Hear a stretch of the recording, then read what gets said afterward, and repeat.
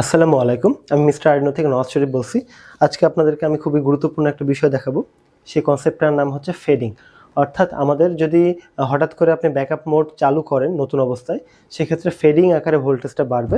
এটা স্মুথলি, এটা খুবই গুরুত্বপূর্ণ বিষয়, সেটা আমি আপনাদেরকে জানানোর চেষ্টা করব। তার আগে আমি আপনাদেরকে বিষয়টা দেখানোর চেষ্টা করব। আচ্ছা, আমি প্রথমে ব্যাকআপ মোড বন্ধ রাখলাম। আমি ইনপুটের এসি এখন বন্ধ করে দিব, অর্থাৎ আইপিএস এর ইনপুটে কোনো বাসা বাড়ি থেকে যে ভোল্টেজটা ঢুকে সেটা ঢুকছে না। মনে করেন আপনার কারেন্টটা চলে গেছে। এখন আউটপুট ভোল্টেজ দেখবেন, খেয়াল করে দেখবেন। আমি একটা লোডও অন করে রাখলাম 200 ওয়াটের বা 400 ওয়াটের ধরেন লোড অন করে রাখলাম। এটার দিকে তাকাবেন আর এই যে লাইটগুলো একসাথে দেখবেন যে আমি ব্যাকআপ মোড চালু করা মাত্রই সে হঠাৎ করে অন হয়ে যাবে নাকি স্লোলি অন হবে, একটু দেখার চেষ্টা করবেন। দুইটা একসাথে দেখবেন। আমি ব্যাকআপ মোড চালু করলাম, দেখেন ভোল্টেজটা দেখেন ধীরে ধীরে বাড়ছে, ফেডিং আকারে একেবারে 225 এসে স্থির হয়ে গেল। আমি যদি আবার ব্যাকআপ মোড বন্ধ করি, বন্ধ হয়ে গেল। তো এটা কেন গুরুত্বপূর্ণ? আপনাকে যদি আমি একটা জিজ্ঞাসা করি একটা ফ্যান কত ওয়াট, আপনি বলবেন কত, 70 ওয়াট বা 80 ওয়াট। কিন্তু এটা কি স্টার্টিং হওয়ার সময় 80 ওয়াট বা 70 ওয়াট থাকে? থাকে না। সেটা স্টার্টিংয়ের সময় হয়তো 3 গুণ বা 4 গুণও লাগতে পারে। তো এই জিনিসটাকে হ্যান্ডেল করার জন্য আপনাকে ফেডিং আকারে ভোল্টেজটা বাড়িয়ে আপনাকে লোড ব্যালেন্স করতে হবে। অনেক আইপিএস আছে, দেখবেন আপনি একটা লোড দিবেন, একরকম ভোল্টেজ থাকবে আউটপুটে, দুইটা লোড দিবেন ভোল্টেজটা কমে যাবে, তিনটা লোড দিবেন ভোল্টেজটা আরও কমে যাবে।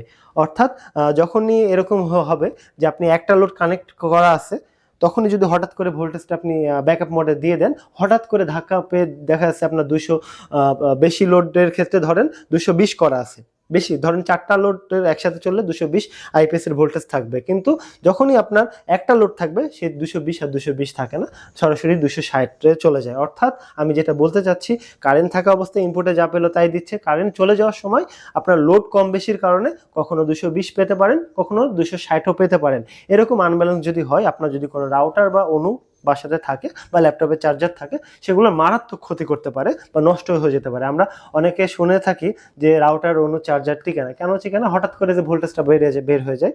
তো আমাদের ক্ষেত্রে এটা হবে না, সে আপনি যত লোডই কানেক্ট রাখেন না কেন, সে একটা নির্দিষ্ট ভোল্টেজে যে স্থির হবে এবং স্টার্টিংয়ের জন্য আমাদের আইপিএসটা বন্ধ হবে না। আপনি হঠাৎ করে 4টা লোড 5টা লোড কানেক্ট করা আছে, আপনি ব্যাকআপ মোড চালু করলেন, সে হঠাৎ করে শর্ট সার্কিট দেখাবে না। এখন ফেডিং যদি না দেওয়া থাকতো, একটা 800 ওয়াট আপনি চালাবেন, একটা 1000 ভিএ মেশিনে 800 ওয়াট চালাবেন, কিন্তু শুরুতে যদি 800 ওয়াট আপনি লোড সবগুলো অন করে রাখেন, সেক্ষেত্রে কিন্তু সেটা 800 ওয়াট থাকে না, 1200-1300 ওয়াটও স্টার্টিং লাগতে পারে। সেক্ষেত্রে ফেডিং যদি থাকে, সে হ্যান্ডেল করে নেবে। তো বিষয়টা আমি আরেকবার দেখানোর চেষ্টা করি। ব্যাকআপ যখন চালু করব, স্মুথলি এটাকে বৃদ্ধি করবে। এটা খুবই গুরুত্বপূর্ণ বিষয়। যাদের কাছ থেকে আইপিএস নেবেন, এই বিষয়টা দেখে নেবেন, যে কোম্পানির আইপিএস নেন না কেন। তবে আমাদের কাছ থেকে যদি আইপিএস নেন, আমাদের গোটা বাংলাদেশের যে কোনো প্রান্তে ডেলিভারির ব্যবস্থা রয়েছে। আর 2 বছর ওয়ারেন্টি থাকবে। ওয়ারেন্টি চলাকালীন কোনো ইস্যু হলে সেই সকল দায়িত্ব আমাদের, শুধু কুরিয়ার চার্জটা আপনারা বহন করবেন।